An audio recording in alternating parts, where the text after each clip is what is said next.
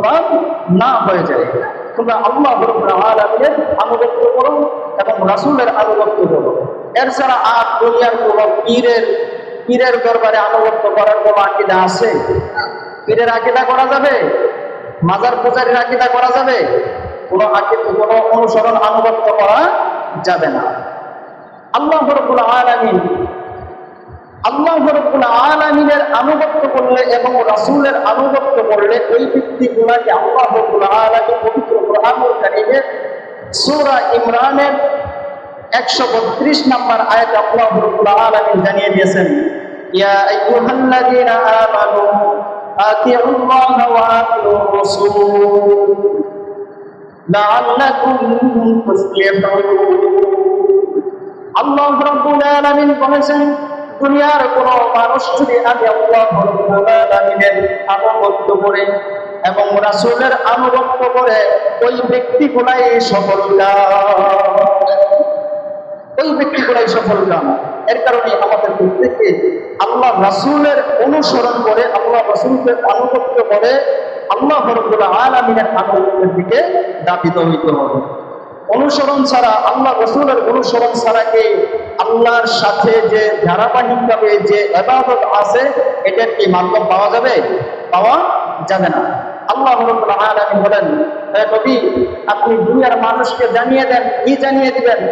সূরা আল ইমরানের 31 নম্বর আয়াতে আল্লাহ রাব্বুল আলামিন বলেছেন, قل إن كنتم تحبون الله فاتبعوني يحببكم الله। আল্লাহ রাব্বুল আলামিন নবী করিম সাল্লাল্লাহু আলাইহি ওয়াসাল্লামকে দিয়ে বললেন, কুল হে নবী আপনি দুনিয়ার সব মানুষকে জানিয়ে দেন আমার পক্ষ থেকে, ইন কুনতুম তুহিব্বুনাল্লাহ, যদি কোনো আপনার উম্মতের মধ্যে, আমার বান্দার মধ্যে কেউ যদি আমি আল্লাহ রাব্বুল আলামিনকে ভালোবাসে, ফাত্তাবিউনি ইউহিব্বুকুমুল্লাহ, ওই ব্যক্তি যেন আপনি নবীকে অনুসরণ করে, ওয়ায়াগফির লাকুম যুনুবাকুম ওয়াল্লাহু গফুরুর রহিম। আল্লাহ রাব্বুল আলামিন বলেন, অনুসরণ করলে কি লাভ হবে? আল্লাহ রাব্বুল আলামিন বলেন, যে বান্দা আমার অনুসরণ করলো, আমার আনুগত্য করলো এবং আপনার অনুসরণ করলো, আপনাকে ভালোবাসলো, আমি আল্লাহ রাব্বুল আলামিন প্রত্যেকের গুনাহ সমূহকে মাফ করে দেব। বলেন সুবহানাল্লাহ। এর কারণে সম্মানিত মুহাজিরিন, আল্লাহ রাসূলের প্রতি আমাদের মহব্বত রাখতে হবে কিনা? আল্লাহ রাসূলের প্রতি আমাদের মহব্বত থাকতে হবে কিনা? অবশ্যই আল্লাহ রাসূলের প্রতি আমাদের মহব্বত থাকতেই হবে। আল্লাহ রাসূল সাল্লাল্লাহু আলাইহি ওয়াসাল্লাম বলেছেন, হাদিস শরীফের মধ্যে বলেছেন, লা ইউমিনু আহাদুকুম হাত্তা আকুনা আহাব্বা ইলাইহি মিন ওয়ালাদিহি ওয়া ওয়ালাদিহি ওয়ান নাসি আজমাইন। ততক্ষণ পর্যন্ত আমার উম্মতের মধ্য থেকে কেউ মুমিন, পরিপূর্ণ মুমিন হতে পারবে না যতক্ষণ পর্যন্ত ওই ব্যক্তির মা, বাবা, সন্তান, ধন সম্পদ থেকে আমি লোক বেশি প্রিয় না হব, ততক্ষণ পর্যন্ত কেউ পরিপূর্ণ মুমিন হতে পারবে না। হযরত ওমর ইবনুল খাত্তাব রাদিয়াল্লাহু তাআলা আনহু এই হাদিসটা যখন তিনি শুনলেন, তিনি আল্লাহ রাসূলকে ডাক দিয়ে বললেন, ওগো আল্লাহর রাসূল, আমি আপনাকে আমার ধন সম্পদ, সন্তান সন্ততি সবকিছুর চাইতে বেশি ভালোবাসি, শুধু আমার জীবনের চাইতে আমি আপনাকে বেশি ভালোবাসি না। আল্লাহর নবী সাল্লাল্লাহু আলাইহি ওয়াসাল্লাম ডাক দিয়ে বললেন, তুমি যতক্ষণ পর্যন্ত আমি নবীকে তোমার জীবনের চাইতে বেশি ভালো না বাসতে পারবে, ততক্ষণ পর্যন্ত তুমি প্রকৃত মুমিন, পরিপূর্ণ মুমিন হইতে পারবে না। হযরত ওমর রাদিয়াল্লাহু তাআলা আনহু কিছুক্ষণ চুপ হয়ে রইলেন। চুপ হয়ে থাকার পরে আল্লাহর রাসূলকে ডাক দিয়ে বললেন, ও আল্লাহর নবী,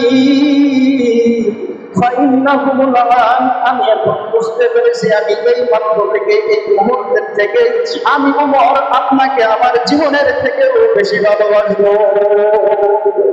এই কথা যখন নবী সাল্লাল্লাহু আলাইহি ওয়াসাল্লামকে জানিয়ে দিলেন, আল্লাহ রাসূল ডাক দিয়ে বললেন, ওমর এখন থেকে তুমি পরিপূর্ণ মুমিন হতে পারছো, তুমি পরিপূর্ণ করতে পারছো। এজন্য আমি আপনাদেরকে বলি, পরিপূর্ণ মন যদি আপনারা হইতে চান, আল্লাহর রাসূলের ভালোবাসা লাগবে কি লাগবে না? দেখেন সাহাবীদের মধ্যে থেকে তারা কেমন ভাবে আল্লাহর রাসূলকে ভালোবাসতেন। হযরত আবু বকর সিদ্দিক রাদিয়াল্লাহু তাআলা আনহু ইসলামের শুরুতে আল্লাহর নবীকে ডাক দিয়ে বললেন, ওগো আল্লাহর নবী, ওগো আল্লাহর নবী, আপনি যদি আমাকে অনুমতি দিতেন, একটু অনুমতি দিতেন, আমি কাবা ঘরের সামনে দাঁড়িয়ে আমি একটু খুতবা দিতাম। আল্লাহ রাসূল সাল্লাল্লাহু আলাইহি ওয়াসাল্লাম ডাক দিয়ে বললেন, আবু বকর, ও আবু বকর, তোমার কেমন ভাবে সাহস হয়? ইসলাম শুধুমাত্র আল্লাহ রাব্বুল আলামিন দুনিয়ার মধ্যে পাঠিয়েছে। ইসলাম ধর্ম এখনো বেশি মানুষ গ্রহণ করে নাই, মাত্র 39 জন মানুষ ইসলাম ধর্ম গ্রহণ করেছে। কিভাবে তোমার সাহস হয় এই কাবা ঘরের সামনে দাঁড়িয়ে তুমি খুতবা দিতে চাও? হযরত আবু বকর ডাক দিয়ে বললেন, ও আল্লাহর নবী, আপনি যদি আমাকে অনুমতি দেন, আপনার অনুমতি পাওয়া মাত্র আমি আবু বকর এখনই খুতবা দিতে তৈয়ার। আল্লাহর রাসূল সাল্লাল্লাহু আলাইহি ওয়াসাল্লাম হযরত আবু বকর রাদিয়াল্লাহু তাআলা আনহুকে ডাক দিয়ে বললেন, যাও, আমি তোমাকে অনুমতি দিয়ে দিলাম, তুমি কাবা ঘরের সামনে দাঁড়িয়ে এক আল্লাহর জন্য খুতবা দিবা। হযরত আবু বকর যখন খুতবা দিতে আরম্ভ করলেন, কাফেরদের মধ্য থেকে অনেক মানুষ তাকে, যার হাতে তরবারি ছিল, হযরত আবু বকর রাদিয়াল্লাহু তাআলা আনহুকে বারবার আঘাত করে, যার হাতে ইট ছিল, পাথর ছিল, সেই পাথর ছুঁড়ে মারে আবু বকরের গায়ে।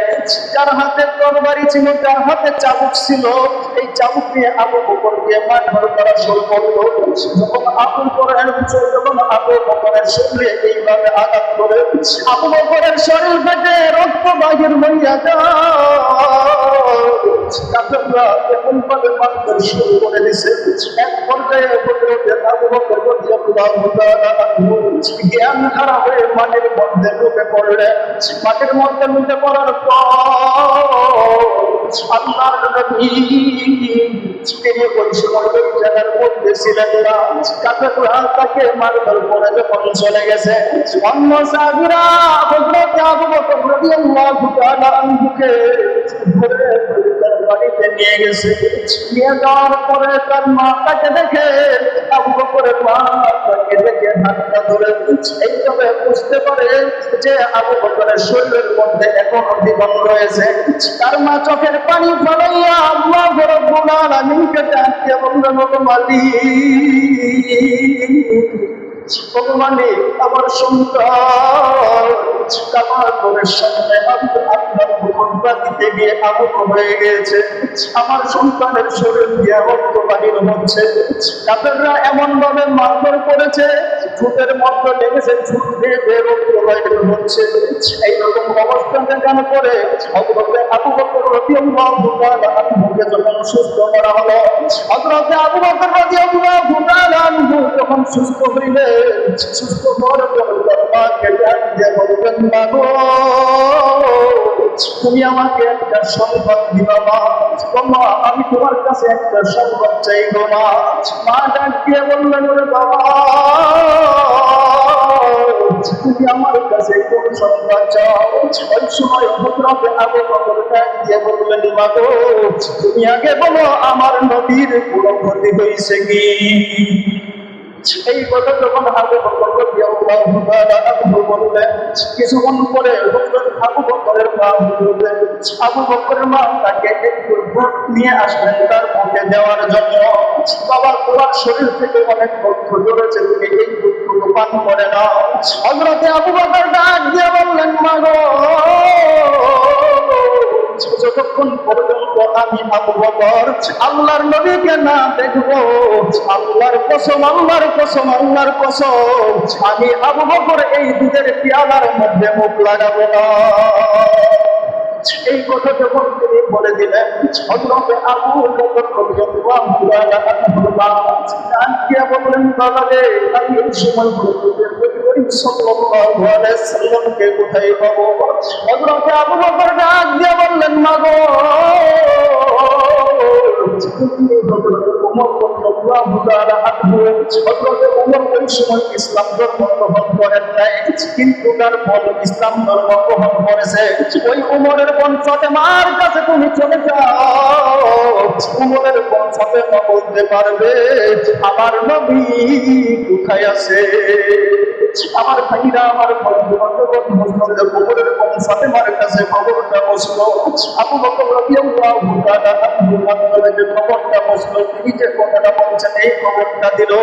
দেওয়ার পরে আবু ওই ওমরের বোন ফাতেমা দৌড়ায় আসছে আবু বকরের বাড়িতে। পর্দার আয়াত ওই সময়, পর্দার বিধান ওই সময় জারি হয় না। হযরত আবু বকর ফাতেমাকে ডাকিয়ে বলল, বোন ফাতেমা, তুমি কি জানো আমার নবী কোথায় আছে? আমার নবী কোথায় আছে? ফাতেমা ডাকিয়ে বললেন, ও আবু বকর, আল্লাহর নবীকে আমি দেখে আসছি। যায়েদ ইবনে আরকাম রাদিয়াল্লাহু তাআলা আনহুর বাড়িতে তিনি বসে আছেন। দারুল আরকামের বাড়িতে তিনি বসে আছেন। এই কথা যখন তিনি বলে দিলেন, নবী করিম সাল্লাল্লাহু আলাইহি ওয়াসাল্লাম তার মায়ের হাতটা সুন্দরভাবে করে তার বুকের মধ্যে এইভাবে চাপিয়ে দিয়েছে, আর ডাক দিয়ে বলে, বাবা, আমি তোমার কাছে আর কোনো জীবন আবদার করি নাই, আমি তোমার কাছে আবদার করতে চাই। আবু বকরের মাও কান্দে, আবু বকরেও কান্দে। ডাক দিয়ে বললেন, মা গো, তুমি কি পারবা একটু আবু হযরত যায়েদ ইবনে আরকামের বাড়িতে আমাকে নিয়ে যাইতে? আরকামের বাড়িতে নিয়ে কি আমারে যাইবা? তার মা ডাক দিয়ে বললেন, বাবা রে, আমি কি, তুমি বলছো যে আমি তোমার আবদারটাকে আমি রাখতে পারবো না? আমি অবশ্যই তোমার আবদারটাকে আমি রাখবো। এই কথা বলার পরে উনি আবু বকরের মাটাকে নিয়ে গেলেন। আগে পা করে নিয়ে যাইতেছেন যায়েদ ইবনে আরকামের বাড়িতে। ওই আরকামের বাড়িতে যখন নিয়ে গেলেন, নিয়ে যাওয়ার পরে ওই আবু বকর দেখতে পেলেন আল্লাহর রাসূল ওই জায়গাতে বসে রয়েছে, তার বাড়ির আঙ্গিনার মধ্যে বসে রয়েছে। হযরত আবু বকর ওই সময় তার শরীর আর স্থির রাখতে পারতেছিলেন না। স্থির যখন না রাখতে পারছে, নবী করিম সাল্লাল্লাহু আলাইহি ওয়াসাল্লাম দূর থেকে তাকিয়ে দেখছেন, দূর থেকে তাকিয়ে দেখছেন আমার কোরআনের পাগল আমার হযরত আবু বকর রাদিয়াল্লাহু তাআলা আনহু এইভাবে হাঁটে কেন, তার শরীর থেকে রক্ত বাইর হয়ে গেল।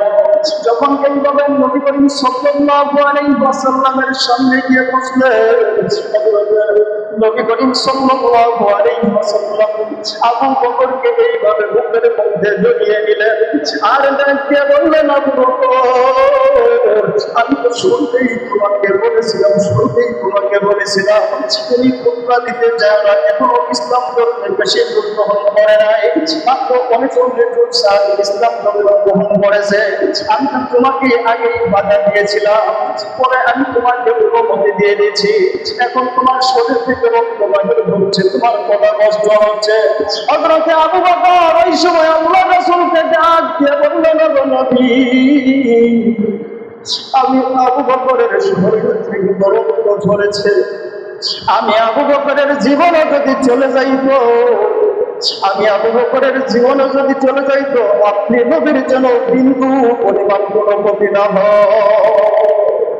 আল্লাহ রাসূল সাল্লাল্লাহু আলাইহি ওয়াসাল্লাম ওই সময় আবু বকরকে বুকে নিয়ে ওই সময় আল্লাহর কাছে দোয়া করলেন, ও মালিক, আমি যেন কাল কিয়ামতের ময়দানে আবু বকরকে না ভুলি, আবু বকরকে না ভুলি। আমার ভাইরা, আমার বন্ধুগণ, এজন্যই আমি আপনাদেরকে বলি, সাহাবীদের মধ্যে নবীর প্রতি ভালোবাসা কেমন ছিল? আপনার আমার নবীর প্রতি ভালোবাসা থাকার দরকার আছে কিনা? আপনার আমার দরকার আছে কিনা? কারণ নবী করিম সাল্লাল্লাহু আলাইহি ওয়াসাল্লামের ভালোবাসা আমরা এখন পাবো না, কারণ তারা নবী করিম সাল্লাল্লাহু আলাইহি ওয়াসাল্লামের সাথে ছিল, তাদের ভালোবাসাটা অনেক গভীর ছিল। আল্লাহ রাসূল এজন্যই বলেছেন, যদি কোনো ব্যক্তি আমার একটা সুন্নতের প্রতি মহব্বত করে, গুরুত্ব সহকারে আদায় করে, আল্লাহ রাসূল হাদিস শরীফের মধ্যে বলেছেন, মান আহাব্বা সুন্নতি ফাকাদ আহাব্বানি ওয়া মান আহাব্বানি কামা যদি কোনো ব্যক্তি আমার একটা সুন্নাত মানল, সে যেন আমি নবীকে মানল। আর যে ব্যক্তি আমি নবীকে মানল, কাল কিয়ামতের দিন ওই ব্যক্তি আমি নবীর সঙ্গেই জান্নাতে থাকবে। বলেন সুবহানাল্লাহ। এজন্য সম্মানিত হাজিরিন, আল্লাহ রাসূলের প্রতি, আল্লাহ রাসূলের সুন্নাতের প্রতি গুরুত্ব দেওয়া দরকার আছে কি? আল্লাহ রাসূলের প্রতি গুরুত্ব দেওয়া আছে কিনা? অবশ্যই আল্লাহ রাসূলের প্রতি সুন্নাতের গুরুত্ব অবশ্যই দিতে হবে। আপনি সুন্নাতের যদি আমল করেন, এখন আপনাদের মাঝে অনেকেই যে যারা যুবক ভাই রয়েছেন, আল্লাহ রাসূল সাল্লাল্লাহু আলাইহি ওয়াসাল্লামের সুন্নাতের মধ্যে এই যে দাড়িটা, যারা যুবক যারা আছেন, এই দাড়িটা পরিপূর্ণভাবে রেখে দেওয়া কি যায় না? পরিপূর্ণভাবে রেখে দেওয়া যায় না? দিলে তো কোনো সমস্যা নেই। দিলে কোনো সমস্যা আছে? কোনো সমস্যা নেই। হাদিস শরীফের মধ্যে আছে, দুনিয়ার যখন সব মানুষ, যত গুনাহগার ব্যক্তি আছে, সব গুনাহগার ব্যক্তি যখন জাগ্রত অবস্থায় থাকে, ওই ব্যক্তি যদি গুনার কাজ করে তাহলে তার গুনাহ লেখা হয়। কিন্তু যত গুনাহগারই হোক, যখন ঘুমিয়ে পড়ে